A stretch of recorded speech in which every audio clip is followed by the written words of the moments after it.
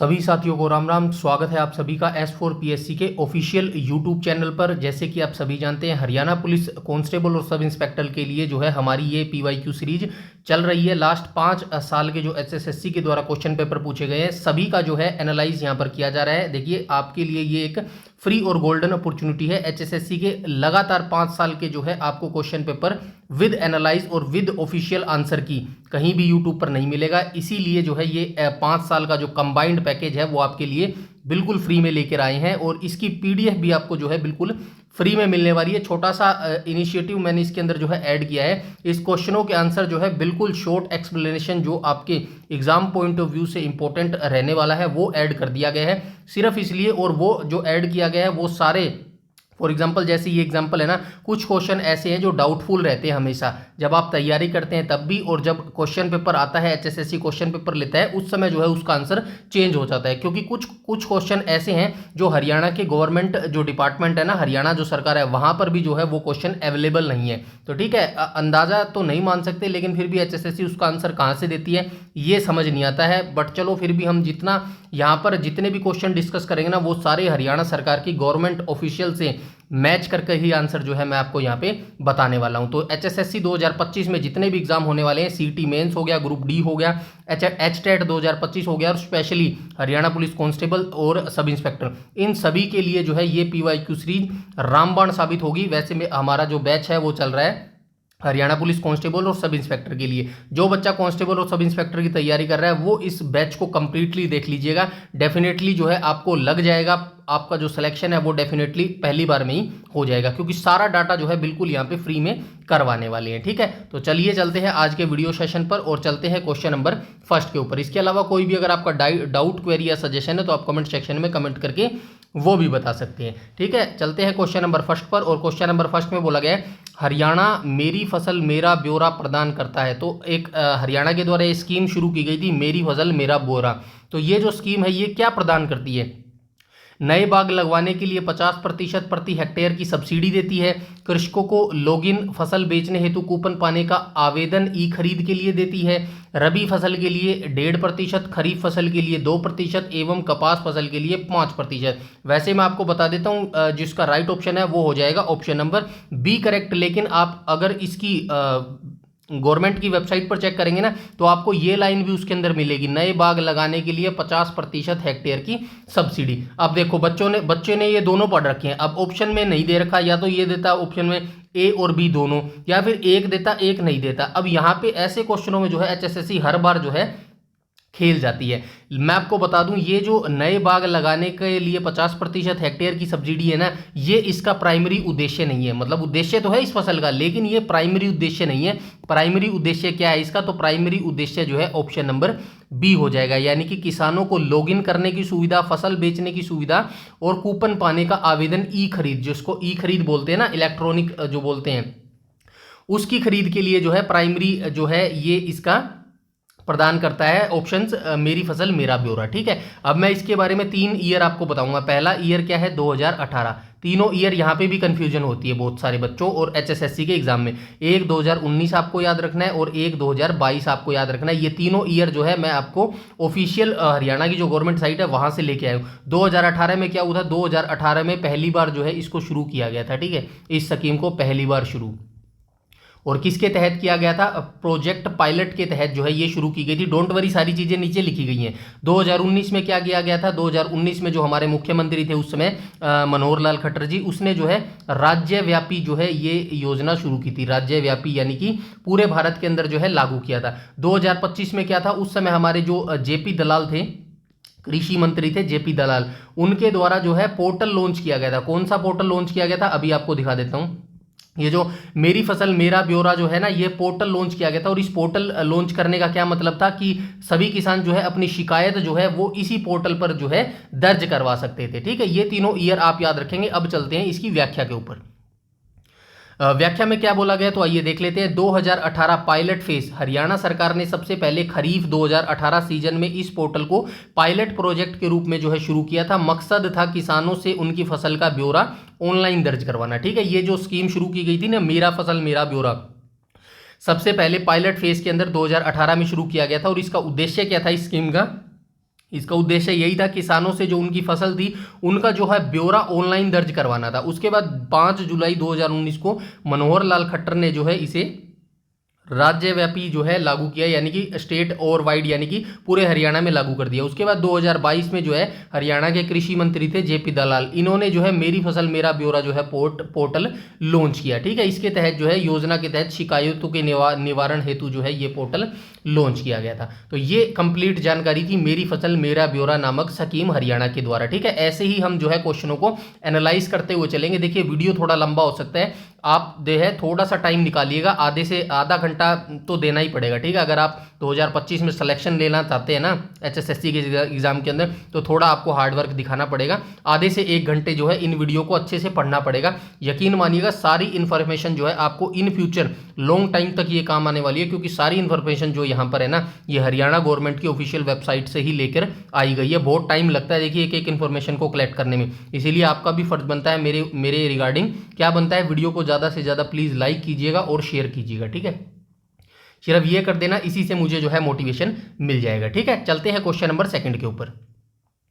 कुछ क्वेश्चन ऐसे हैं जिनमें टाइम लगेगा, बाकी जो है नॉर्मली वीडियो है, सभी क्वेश्चन जो है आपको पता होते हैं। बस थोड़ा सा जो है देखिए आप सही ट्रैक पर है, बस आपको डायरेक्शन देने की जरूरत है। ठीक है, जो मैं यहाँ पर काम कर रहा हूँ, बाकी आपके पढ़ने में कोई फर्क नहीं है, आप खुद इंटेलिजेंट है, मेरे से ज़्यादा इंटेलिजेंट है और अच्छे तरीके से पढ़ रहे हैं। बस आपकी जो डायरेक्शन है उसको थोड़ा सा जो है सही ट्रैक पर लाने की जरूरत है, जो हम यहाँ पर मिलकर करेंगे। ठीक है, तो चलिए क्वेश्चन नंबर 2 पर चलते हैं। निम्न में से कौन सा एक खनिज पदार्थ है जो भारत में सिर्फ जिला भिवानी के गाँव कलियाना में पाया जाता है? सबसे पहले ये क्वेश्चन इंपॉर्टेंट है, याद रखेंगे, क्योंकि जो इकलौता होती है ना, कोई ऐसी चीज इकलौती होती है जो स्पेसिफिक प्लेस के अंदर जो है पाई जाती है पूरे भारत के अंदर, वो इंपॉर्टेंट होती है। तो सबसे पहले याद रखना है कौन सा ऐसा खनिज पदार्थ है जो पूरे भारत के अंदर सिर्फ हरियाणा के जिला भिवानी के गांव कलियाना में पाया जाता है। तो ये कौन सा होता है?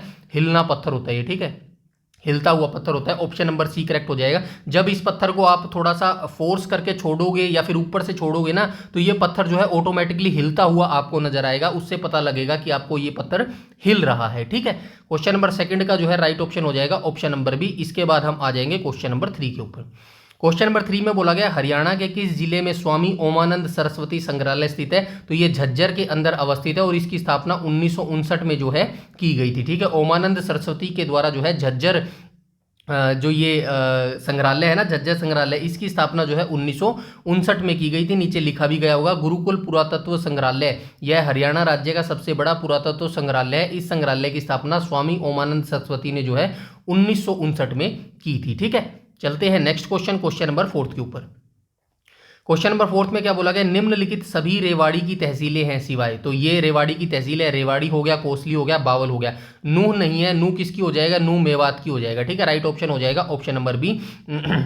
ठीक है, मेवात की तहसीलें भी देख लेते हैं, नीचे लिखी गई है सारी, पुनहामा होगी, तावड़ू हो गई, ठीक है, सारी लिखी गई है। आइए देख लेते हैं यहाँ पे ये क्या लिखा गया है। ये रहा मेवात जिले की जो तहसीलें हैं, नूह हो गई, फिरोजपुर होगी, झिरका होगी, पुनहामा होगी और नगीना हो गया और तावड़ू हो गया। ठीक है, ये सारी चीज़ें जो है आप याद रखेंगे। मेवात जो है अलग जिला कब बनाया गया था? तो 2005 में जो है मेवात को अलग जिला बनाया गया था और इसका जो नाम था ना नूह, पहले इसका नाम मेवात होता था जब 2005 में इस जिले की स्थापना की गई थी, लेकिन 2016 में जो है इसका नाम बदलकर नूह कर दिया गया था। ठीक है, नूह। इसके बाद हम चलते हैं क्वेश्चन नंबर 5 पर, और क्वेश्चन नंबर 5 एक डाउटफुल है मेरे लिए। हरियाणा में बायोमास प्लांट कब शुरू हुआ? तो ये क्वेश्चन का आंसर HSSC के द्वारा 2015 में दिया गया है, लेकिन ये जो ऑफिशियल मैंने ढूंढने की कोशिश करी 2015 HSSC की जो ऑफिशियल वेबसाइट है ना, वहाँ भी ढूंढने की कोशिश करी, और जो रिन्यूएबल एनर्जी बायोमास प्लांट है हरियाणा का, वहाँ पे भी ढूंढने की कोशिश की। 2015 आपको कहीं भी नहीं मिलेगा, मैं चेक कर चुका हूँ, हर जगह जो है 2013 ही लिखा हुआ है। लेकिन ऐसा हो सकता है जो हरियाणा में बायोमास प्लांट है इसकी नींव 2013 में लिखी गई थी, लेकिन ये जो शुरू हुआ था ना, क्या बोलते हैं इसको, कमीशन बोलते हैं ना, शुरू किया गया था वो 2015 में, ऐसा हो सकता है। बाकी 2015 जो है कहीं भी मुझे नहीं मिला है। अगर आपके पास एग्जैक्ट ऑफिशियल जो गवर्नमेंट साइट्स है वहाँ से कोई सोर्स है तो प्लीज़ कमेंट सेक्शन में कमेंट करके जरूर बताइएगा। वैसे HSSC ने जो है 2015 को सही माना है और HSSC के अकॉर्डिंग ही हम अंत में जो है चलेंगे। जिस क्वेश्चन के आंसर नहीं मिलता ना और HSSC ने जो दिए हैं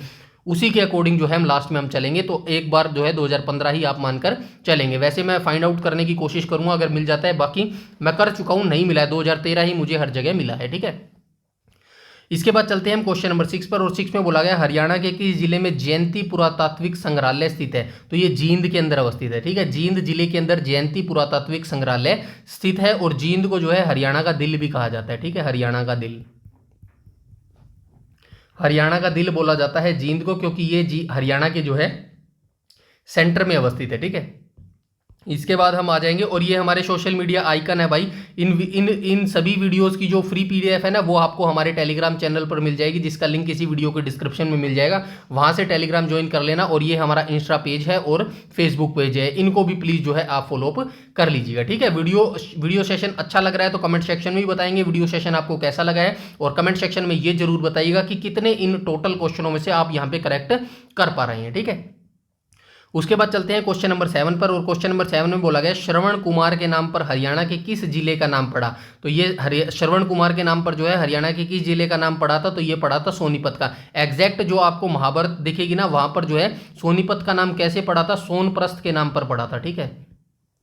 सोनप्रस्थ के नाम पर जो है सोनीपत का नाम पड़ा था। और जो आप देखेंगे ना, ये श्रवण कुमार के नाम पर हरियाणा के किस जिले का नाम पड़ा, ये एग्जैक्ट सोर्स अवेलेबल नहीं है, आपको मिलेगा भी नहीं। ये सिर्फ इसलिए बोला गया है, जब श्रवण कुमार जो है अपने माता पिता को यात्रा करके ले जा रहा है, तो हरियाणा के एक स्थान पर इन्होंने किराया मांगा था, उसी से जोड़कर जो है ये क्वेश्चन बनाया गया है। श्रवण कुमार के नाम पर हरियाणा के किस जिले का नाम पड़ा है, तो सोनीपत जिले का नाम पड़ा है, और यही HSSC के द्वारा आंसर भी दिया गया है। तो ठीक है, ऑफिशियल जो चीजें आपको मिलेंगी महाभारत के काल की, तो ये सोनीपत का नाम किसके अकॉर्डिंग पड़ा है, तो सोनप्रस्थ के नाम पर जो है सोनीपत का नाम पड़ा है, ठीक है। ये सारी चीजें आप ऐसे ही याद करेंगे जैसे मैं आपको रिलेट करके बता रहा हूं, ठीक है। और उस टाइम महाभारत में जो है 5 गांव मांगे थे जो है पांडवों की तरफ से श्री कृष्ण ने कौरवों दुर्योधन से, जिसके अंदर वागपत था, पानप्रस्थ था, जिसको वर्तमान में पानीपत बोला जाता है, सोनप्रस्थ हो गया। ये 5 गांव जो है श्री कृष्ण के द्वारा मांगे गए थे, ठीक है। उसके बाद हम आ जाएंगे क्वेश्चन नंबर 8 पर। क्वेश्चन नंबर 8 में क्या बोला गया, तो आइए क्वेश्चन नंबर 8 को भी देख लेते हैं।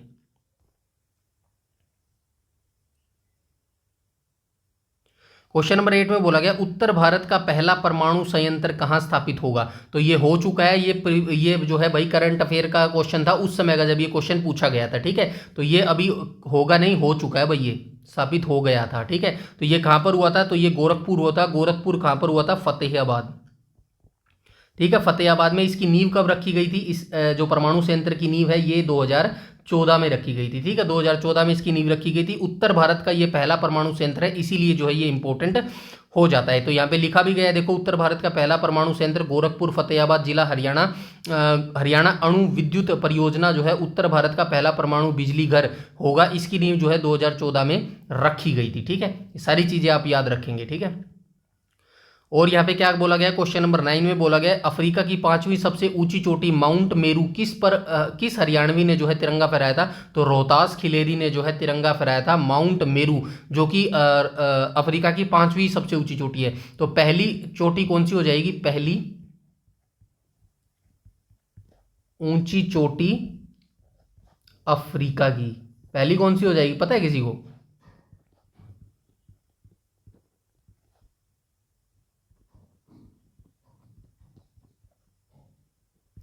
किलिमिंजारो जो है ना, ये अफ्रीका की सबसे ऊंची चोटी है, ठीक है, पहले नंबर पर आती है। उसके बाद चलते हैं क्वेश्चन नंबर 10 पर। कॉमनवेल्थ गेम्स 2010 में किसने भारत के लिए सर्वप्रथम स्वर्ण पदक जीता था। तो इससे पहले जो है मैं आपको ओलंपिक के हिस्ट्री के बारे में सब कुछ बता चुका हूं, ओलंपिक के बारे में, ठीक है। ओलंपिक के बारे में पता होना चाहिए, क्योंकि इंडिया जीके से क्वेश्चन पूछता है। ओलंपिक के बारे में मैं आपको बता चुका हूं, ग्रीष्मकालीन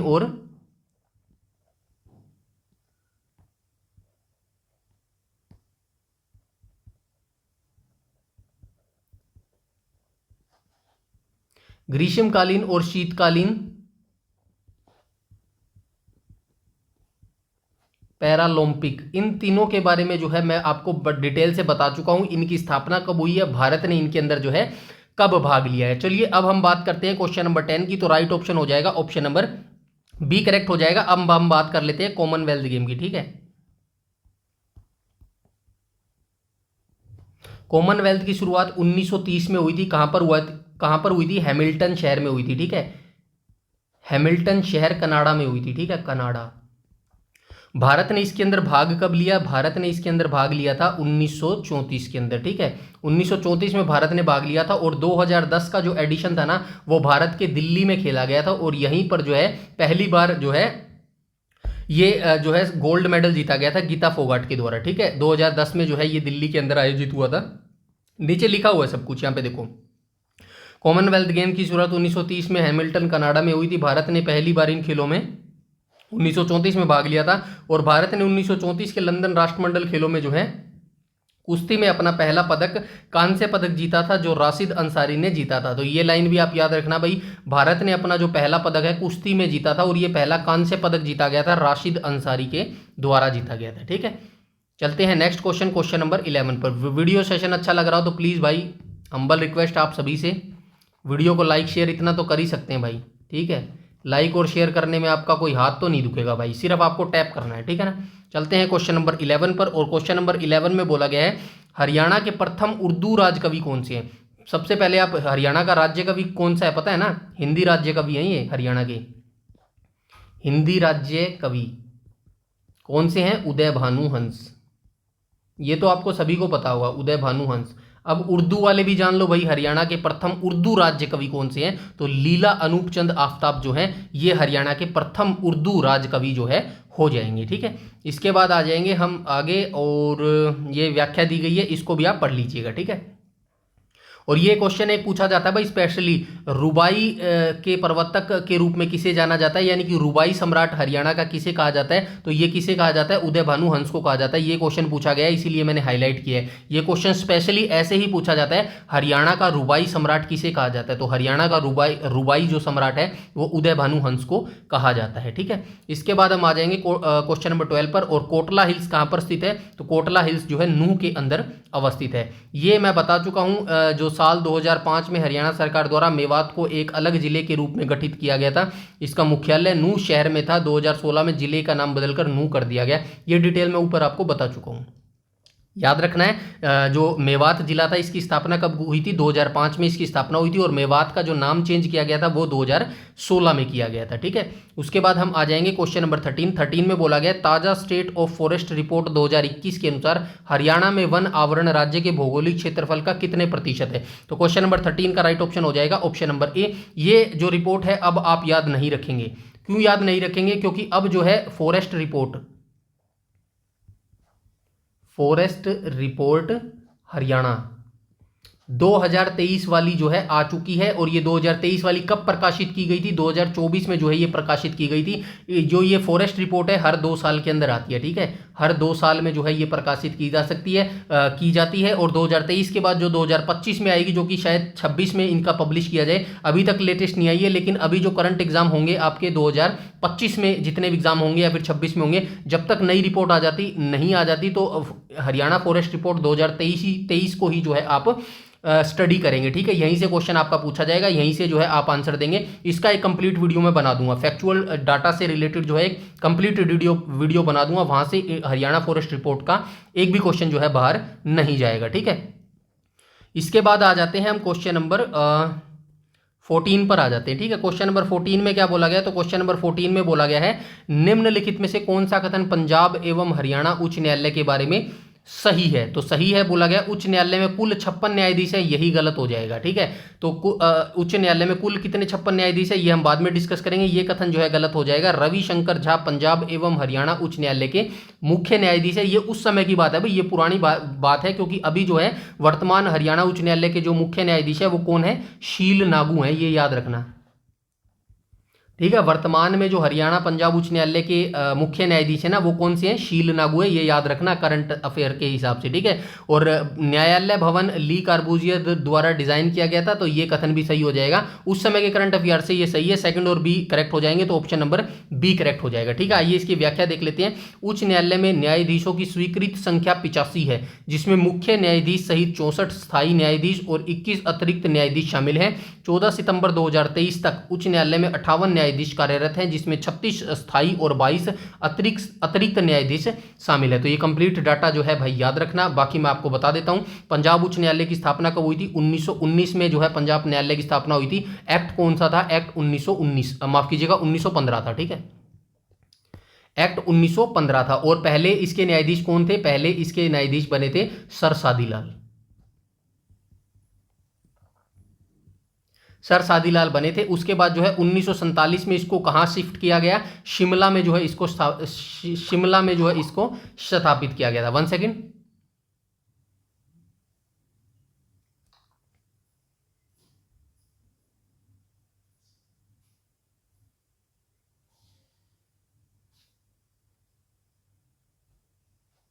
तो इसको 1947 में जो है भाई शिमला में स्थापित किया, जो है स्थानांतरित किया गया था। ठीक है। उसके बाद 1955 में इसको चंडीगढ़ ट्रांसफर कर दिया गया था। ठीक है, चंडीगढ़ जो है 1955 में इसको स्थानांतरित कर दिया गया था। ये सारी चीजें जो है आप याद रखेंगे, यहीं से जो है क्वेश्चन आपका पूछा जाता है। इसके बाद हम आ जाएंगे नेक्स्ट क्वेश्चन पे।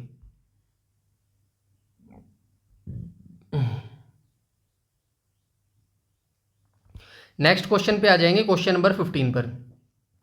क्वेश्चन नंबर 15, राज्य सरकार का संवैधानिक प्रमुख कौन होता है? तो जैसे भारत सरकार यानी कि केंद्र सरकार का प्रमुख कौन होता है?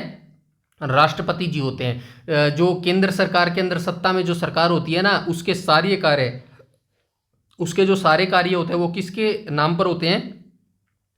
राष्ट्रपति के नाम पर होते हैं। ठीक है। राज्यपाल की नियुक्ति किस अनुच्छेद के तहत होती है? अनुच्छेद 155 के तहत होती है। ठीक है, अनुच्छेद 155 के तहत राज्यपाल की नियुक्ति होती है। मुख्यमंत्री की नियुक्ति किसके तहत होती है? अनुच्छेद 164 के तहत होती है। ठीक है, अनुच्छेद 164 के तहत होती है। भारत के मुख्य न्यायाधीश की नियुक्ति अनुच्छेद किसके तहत होती है? तो ये होती है अनुच्छेद, मुख्य न्यायाधीश ना, अनुच्छेद 124 के तहत होती है। ये सारे अनुच्छेद आप ऐसे ही याद रखेंगे। उसके बाद मैं बता देता हूं राष्ट्रपति।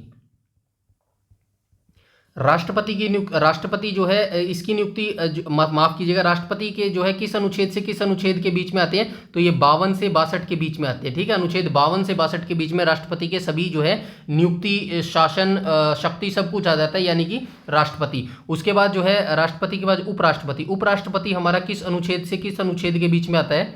तो उपराष्ट्रपति हमारा आता है 63 से 73 के बीच में। ठीक है, 63 से 73 के बीच में। प्रधानमंत्री के बारे में क्या कहा गया है? प्रधानमंत्री के बारे में कहा गया है कि अनुच्छेद जो 75 है ना, अनुच्छेद 75, ये जो है एक भारत का एक प्रधानमंत्री जो है, अनुच्छेद प्रधानमंत्री की नियुक्ति जो है अनुच्छेद 75 के तहत राष्ट्रपति के द्वारा की जाएगी, ऐसी जो है बात लिखी गई है हमारे संविधान में। ठीक है, इसके अलावा और कुछ भी नहीं लिखा गया। ठीक है, उसके बाद हम बात करें और किसकी बात करें, और संसद की बात कर लेते हैं।